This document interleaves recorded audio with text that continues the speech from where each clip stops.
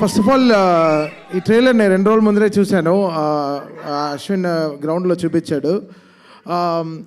Director అప్సర్ గారికి, మహేశ్వర్ రెడ్డి గారికి, దిగింగ్న గారికి అండ్ కెమెరామ్యాన్ గారికి, శివేంద్ర గారు కెమెరామ్యాన్ అండ్ వీడు అశ్విన్కి బెస్ట్ విషెస్.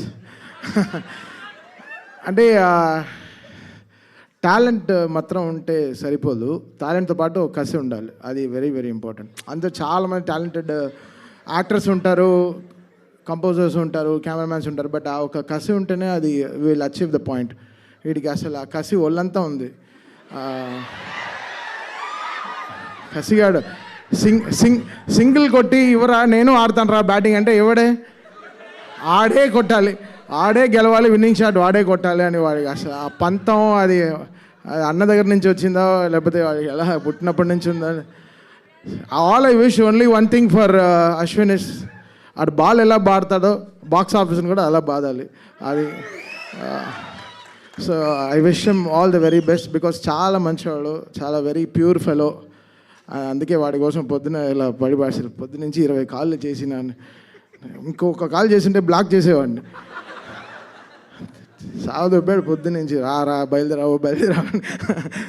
సరే ఓకే, వెరీ హ్యాపీ బికాస్ ఈ సినిమా కంపోజర్ ఫేమస్, మాకు వెరీ లెజెండరీ కీబోర్డ్ ప్లేయర్ ఉన్నారు చిన్న గారు అని, వాళ్ళ అబ్బాయి వెరీ బడ్డింగ్ కంపోజర్. చాలా ఇంట్రెస్టింగ్గా ఉండింది తన వర్క్.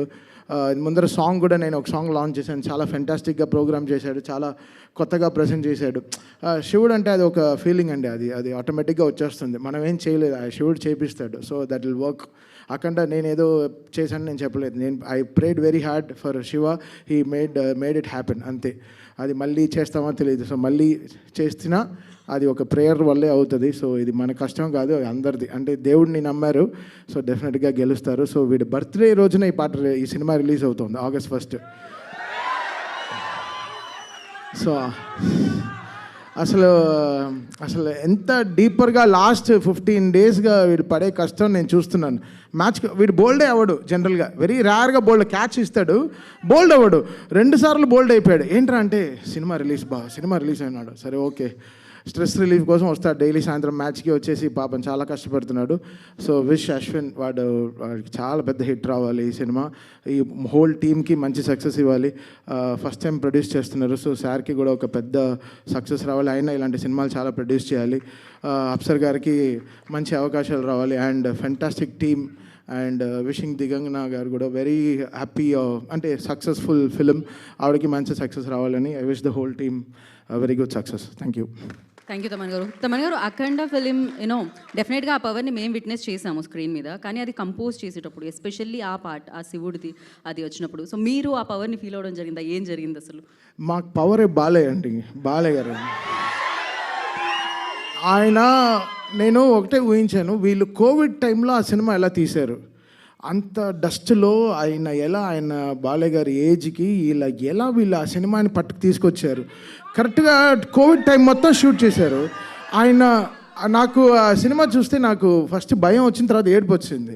సో ఎలా ఒక బాలయ్య గారు ఇలాంటి కష్టమైన సినిమాని ఎలా ఆయన ఒక భుజాన్ని మీద మోసుకొచ్చారు.